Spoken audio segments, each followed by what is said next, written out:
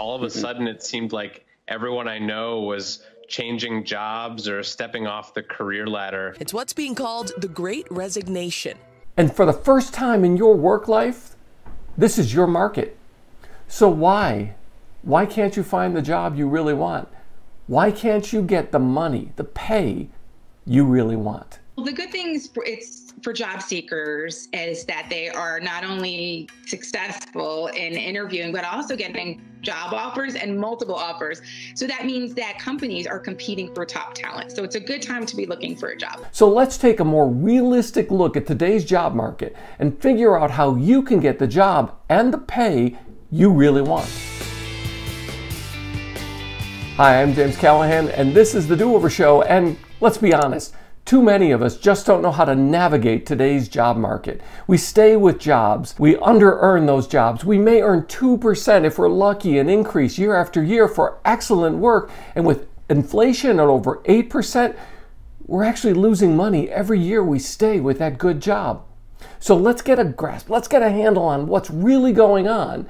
And if you're in this to find a better job and better pay, let's find a way to make that happen. So let's start with the hard part.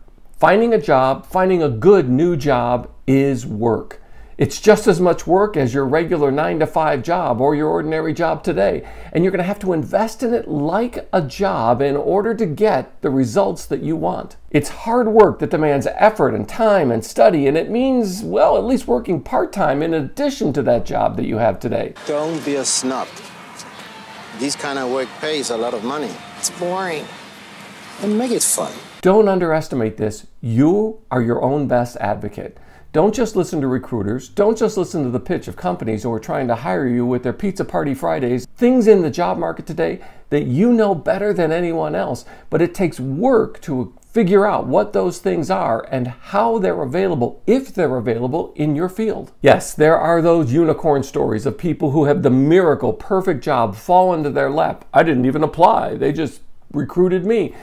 But for 99.9% of us in the workforce today, we have to work hard to get our next job. We have to work even harder to get a better job for more money. So plan on giving up your quality time, your free time in the evenings and on weekends to do the kind of study and research, writing, resume reviews, and tweaking and editing that you're going to need to write those cover letters, if they're necessary, and to get your resume in front of the right people at the right time. Yes, it's going to take those unique cover letters. It's going to take calling, emailing, interacting on social media, not just studying the company, but making those connections with people who are already there, reaching out and building relationships to show that you're the kind of person who not only knows their company and their market, but wants to be part of it. And I know what people say, that all of the interviews that you have and all the time invested, that's experience. You chalk it up to experience. But here's the thing in the job market, it's so much like flipping a coin. You're not due and you're not entitled to success on the next job interview just because you had 15 failed interviews before you. It's like flipping a coin.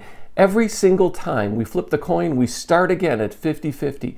It's never going to break in our favor. That means that the kind of necessary work, the kind of unique work that we put into each and every application has to be more than just clicking easy apply or apply now.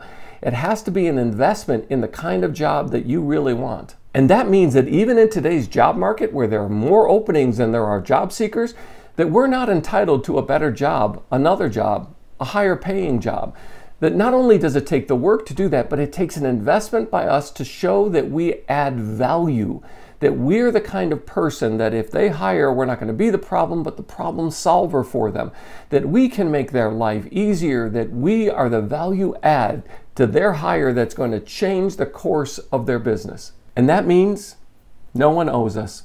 Nope, no one owes us more, no one owes us better, no one owes us, period. The next part of this is figuring out what are the real incentives going on in the job market today. And there are three primary motives that people have for seeking jobs, new jobs.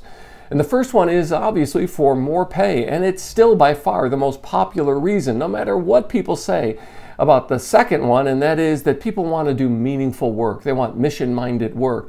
And the third reason people find that they're looking for a job is that they're looking for better work conditions or they're trying to escape a lousy boss. Yeah, that's 1, 2, and 3 in today's job market. Almost 70% of job seekers today say they're looking for a new job because they want to make more money. I know it sounds basic, but that's what we're in it for. We don't do it for enjoyment or pleasure. We do it for pay. We exchange our time for that compensation. And the more we invest in ourselves and the more value we add to a company, to an organization, the more we expect to get paid for that. And here's the dirty secret. You'll make more money over the course of your work life if you quit your job and get a better job every 2 to 3 years over the entire course of 30 to 35 years of working. You'll make as much as 20 to 30% more over your entire work life than the person who stays at that very first job, gets 2% raises every other year or every year. Yep, you'll make more, you'll accomplish more, you'll earn more, and you'll be more valuable in the job market today if you quit your job every 2 to 3 years. That second reason that people give is that yes, they want to do more meaningful work. And the younger you are, the more meaningful work or mission-minded work is important to you because you also have the time to invest in yourself and in the experience that you gain. The payoff may come later. You may decide that you never need the payoff or the upside financially. So you might not work in a sector that has higher paying jobs. And the third major reason most of us are looking for a job in today's work climate is that we're looking for better conditions. Yes, because of COVID. Yes, because we learned some things, but also because we don't need to work for bosses that don't know how to manage and lead. There's a big difference. Most of us have managers that manage us. They control us and they want work output and they want to measure that, and we are replaceable. But a leader is someone who will invest in you, in developing you and in growing you, and they're not insecure and they won't hold you back, and it's not a competition. When you succeed, they actually benefit from our success. That's the kind of person you want to work for, and that's the kind of person people are working for today. I know it's a common meme that people don't quit jobs or companies, they quit bosses. And yes, in a lot of respects, that's true. That's the new HR mantra. So if you're in that position, then you need to be the kind of person that's willing to invest in others to get the best out of them, not just to get managed results from them. And this may be the toughest thing in today's job market, is figuring out how to navigate that. Well, 70% of us are looking for a job because we want to make more money, but we can't go into an interview saying, well, I'm here because I want to do the same work I've been doing for 10 years and I want to make twice as much money. Now, we have to go into a job interview not leading with that and not hiding it. And there will come a time to talk about money, but it's never up front. But to go into an interview not being too defensive, not being too entitled, and to get to the point of the interview when we can have a serious conversation. Hey, and if they lead with the question about what's your range and money, don't answer them. Just say, you know what, that's a great question that I'm sure we'll get to after we work through the job and after we discover more about not only you, but also me.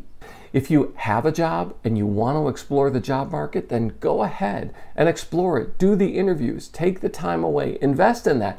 Find out what your value is in today's job market, because you're never going to find out what your true value is today, what your earning potential is, without putting in the time and energy and exploring, putting yourself on the line and going through that. I know it's a stretch and it makes us grow. It hurts at least. It causes a lot of things that we have to confront. But this is the time in all of your work life when you can find out what you're actually worth and not just have to depend on someone else picking you. You get to have a part of this choice. And that kind of knowledge about you, your value, and your worth in today's job market, that's worth the work. And thanks for being part of the Do-Over Show. Please, could you tap the like button, because it really helps. And while you're down there, how about you subscribe and ring the notifications bell so you don't miss the next episode. I'm so glad you found me, and I found you. Thanks.